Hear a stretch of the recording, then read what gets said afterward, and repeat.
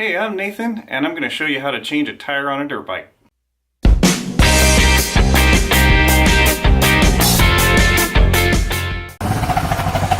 I need to change your tires!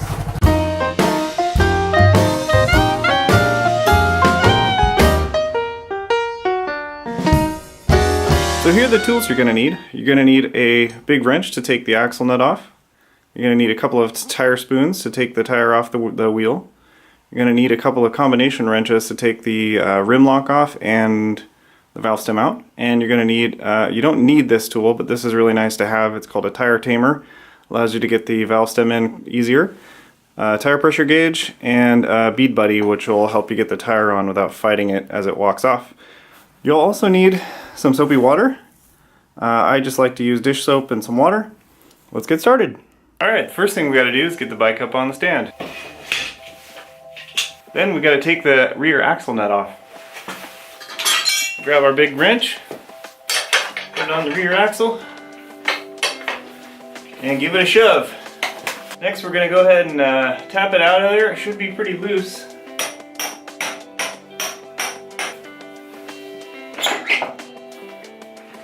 Alright, there's our prize. Next thing we're going to do is we're going to slide this wheel forward. Going to walk the chain off the sprocket. Slide the rear tire completely out of there. Just like that. Now I'm going to use a tire changing stand, but if you guys don't have one of these, you can use a regular old 5-gallon bucket and just set the flat side down, wheel side on the inside of this, and that works in a pinch. The tire changing stand is nicer because it holds onto the wheel a little bit better, which allows you to get a little better purchase on the tire when you're trying to mount the bead or dismount it.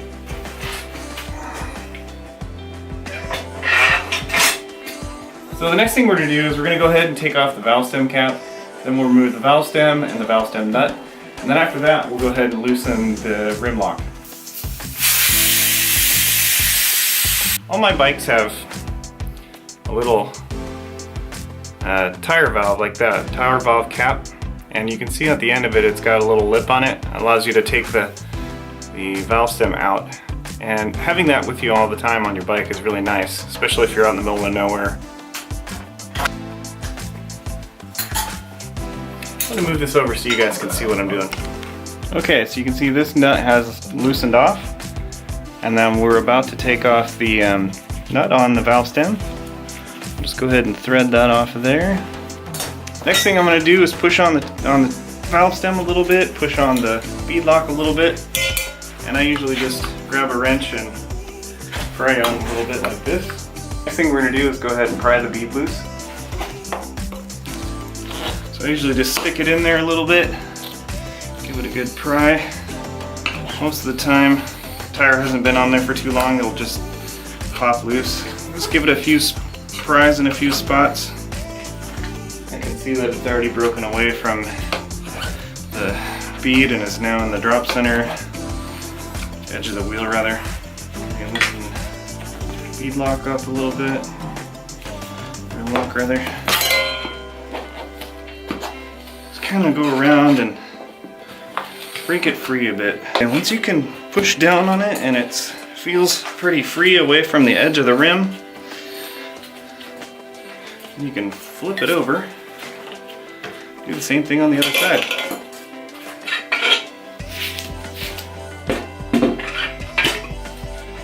Just grab our tire iron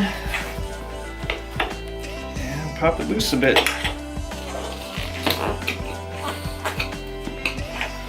We're going to walk our way around. I'm going to be careful not to pull on the valve stem, pushing it in so it kind of has a relief into the wheel itself. As you get most of the way around, you can push it down and feel it kind of break free. A lot of people like to use 3 tire irons, and that's probably the way I should show you guys, but I can't find my third, so we're going to go with 2. So what I like to do is get one in somewhere between, I don't know, halfway between the valve stem and the bead and the rim lock, and then get a second one in there. And you want to face them so the edge of the spoon is like that into the tire. So you're hooking onto the bead of the tire. You don't want to go too far down, because if you do, you might risk nicking the tube, which would be bad. And in the three iron method, I like to use about a spacing of, I don't know, 6 to 8 inches, something like that. We'll see if that same spacing is going to work with the two tire irons. The other thing that I'm going to do is I'm going to push down here where my hand is. What that's going to do is push the tire into the drop center of the wheel. And it's something that you always have to do when you're changing wheels and tires, rather. You always need to push down to get the opposite side of the bead into the drop center of the wheel. If you don't do that, it's going to be incredibly hard to mount the tire. What this does is allows the tire to expand on this side and shorten on that side. So we got one up. There's the second one over the rim. We'll just pull the first one out and move it over a few inches.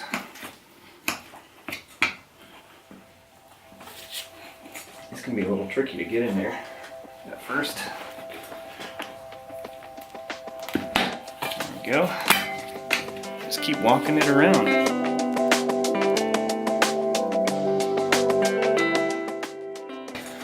Okay, now that we've got this side off, there's some different theories of doing this, but I like to pull both sides off of the rim and then drop the rim down into one side or the other. We also need to remove the tube at this point. So we'll go ahead and take the tube out and then we'll flip it over. What I do is I go for the valve stem and I put my hands in there, snag the valve stem out first. Make sure that you're careful with it because you don't want to damage it. If you lift up on the tire with one hand and pull out the tube with the other, the valve stem gives you a bit of a purchase to pull on. Alright, we're going to pull this out. We're going to be careful not to nick it on the sprocket. Should probably do it on the other side.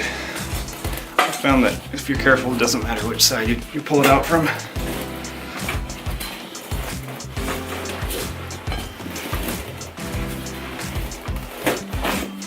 Okay, as we talked about, I'm going to go ahead and flip the wheel over.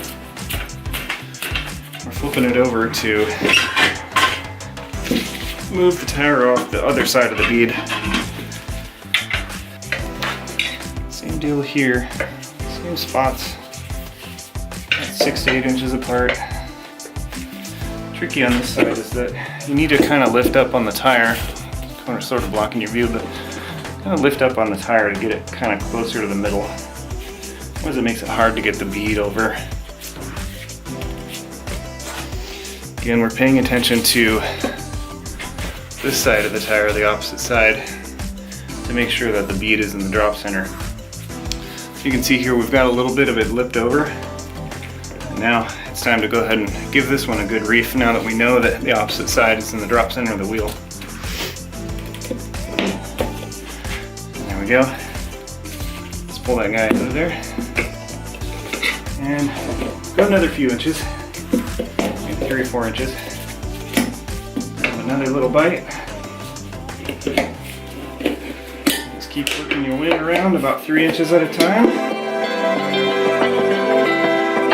Alright, so now that we've got the tire to a place where it's off on both sides, what I like to do is I like to actually push it down, and I'll push it on where the rim lock is so that it makes sure that that doesn't get bound up.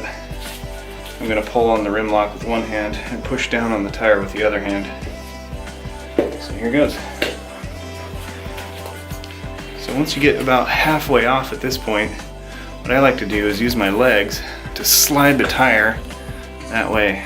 And what that does is it gives you a little bit more room for these edges to slide off. Just give it a couple of good pushes. That's it, tire's off. So now's a good time to go ahead and inspect our rim. What we want to look for here is there any damage to the rim strip? If the rim strip has any tears in it, you want to replace it. Our rim strip looks good. There's an excess amount of dirt in there, you want to clean it out, but this one's pretty clean, it's a fairly new bike. So, Next step is grab our new tire and start mounting it. Alright, we're back with the tire. Some tires are directional, so that'd be the next thing to look at. And the reason that I push the tires down to the ground is it gives you a frame of reference for which direction it's rotating without even having to think about it. Some people have to transpose in their brain, you know, hey, the bike is rotating this way, this is on the left. I don't even like thinking about it. I just push the tire down to the ground and I put the new one on just the same way the old one came off. So I'm going to flip it over, give it a little soapy water. Get a little rub in there. Back over. And then what I'm looking for is getting this side as tucked in as we can to the drop center here. And that gets us the most amount of space to pry it in this direction.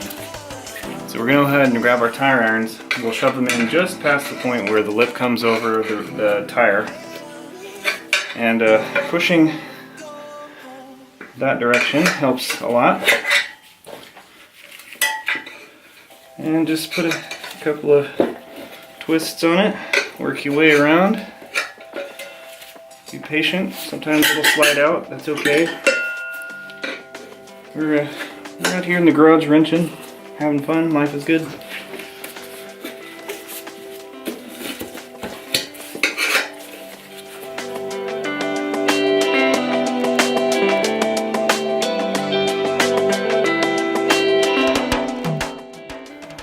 Once you get down to that last little strip here, just be careful. Take small bites. Helps to relieve one wrench to stick the other one in there. Just make sure it's over the lip. Do the first one, then do the second one. Sometimes it can be a little tricky. Patience, a little bit of muscle, a little bit of know-how. You get it done. You can see here I'm giving it about a 2-inch bite. First one, second one. We're almost over at this point. So I think at this point actually we're at a point where we can just get it on with one, and you'll know that because it's really hard to get that second one in there. What I usually do is just pull up on it like this and then as far over as you can, and then just give it a little bit of a whack.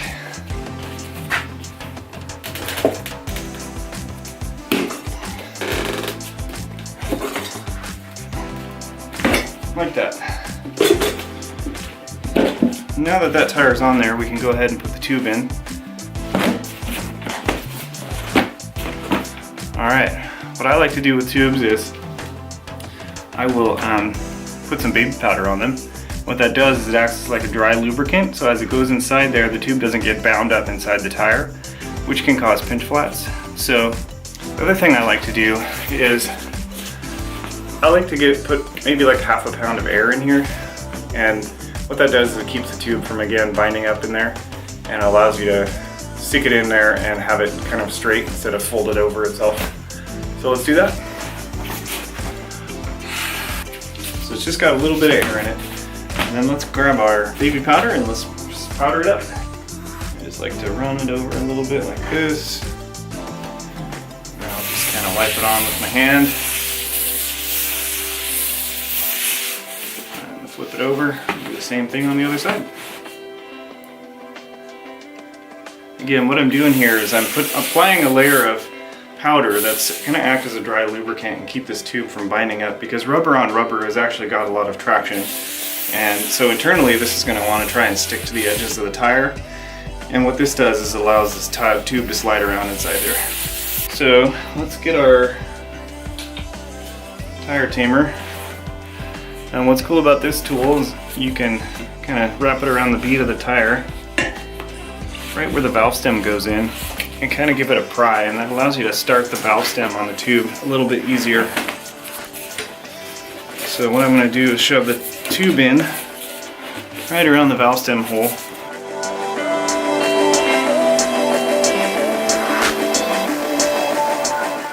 It's a good idea to put the nut on right away, because that sucker could fall back in there as you're prying on other parts of the tire.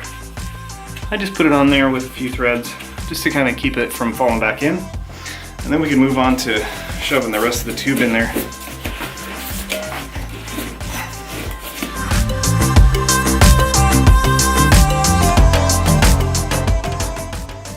Next thing we're going to do is go ahead and flip it over and get the tube over, or the tire over the rim lock rather. You can see here what I'm struggling with a little bit is getting the lip of the rim lock over the tire. And it's easy if you use a tire iron to just kind of pry it away. What we've got to do here is we've got to get the bead of the wheel, or the bead of the tire over the top of the edge of the rim lock. And it can be a little tricky at first. The best advice I can give you is take 2 tire irons, one on either side of it, and just pry up like that. That's going to give you the space you need to push the rim lock in.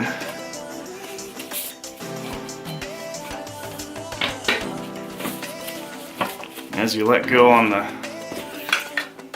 tire irons, push in on the bead lock.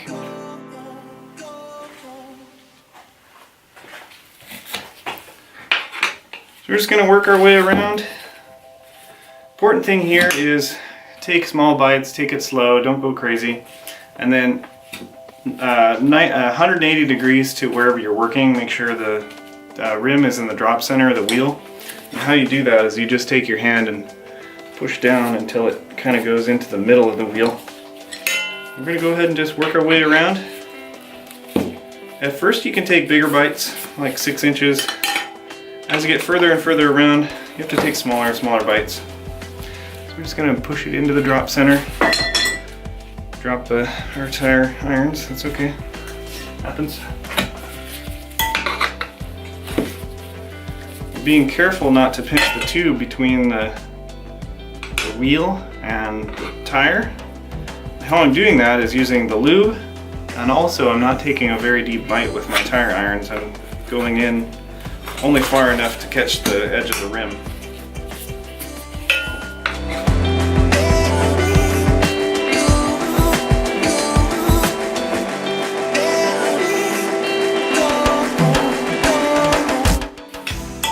Alright, we're getting quickly to the point where we're nearing the end, and when you get to this point where you've got about 8 or 10 inches of tire bead left to go over, what you got to start doing is rocking one forward, get the other one in, get yourself about a 2 or 3 inch bite, and then that original one that you rocked back, and then the new one also back, and then you just swap them so that they're walking together.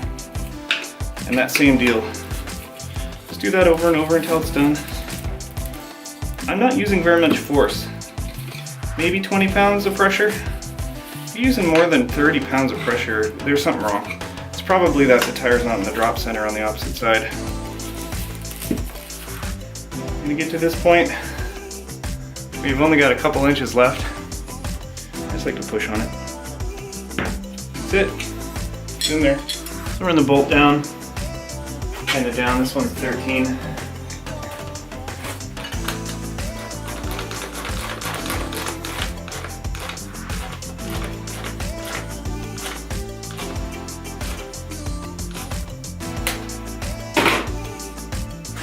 Put our valve stem back in. Next thing to do is we're going to go ahead and fill it up with air. Let's do that. So we got about 15 pounds of air in there. Let's go ahead and put the tire back on the bike. What you don't want to do is put it the wrong way around, like I have it now. Definitely put it with the sprocket side toward the chain. And I usually do the chain last.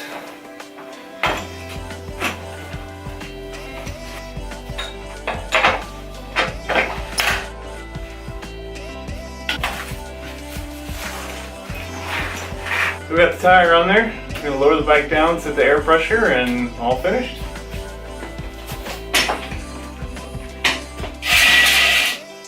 So change your tires, change your neighbor's tires, change your dog's tires, change your uncle's tires, change everyone's tires. It's the best way to get practice.